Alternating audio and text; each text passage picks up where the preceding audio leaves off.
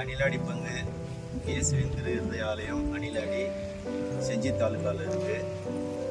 இந்த பங்கு வந்து அருட்தந்தை புர்காத் ஃபாதர் அவர் 1875 இந்த அணிலாடிக்கு வந்தார்.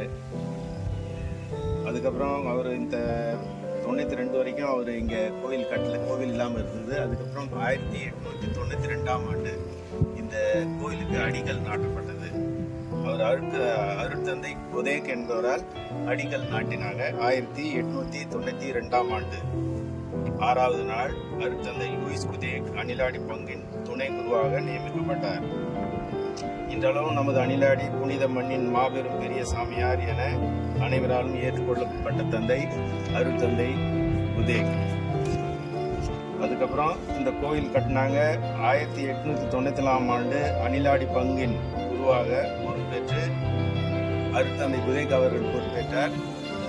அவர் தொடர்ந்து 1935ஆம் ஆண்டு 1892 1935 தொடர்ந்து 43 ஆண்டுகள் இந்த அணிலாடி மண்ணிலே பணிபுரிந்து இந்த கோவிலை கட்டுவதற்காக அவர் சொந்த கப்பலை விற்று இந்த ஊரில் வந்து கோவிலை கட்டினார்.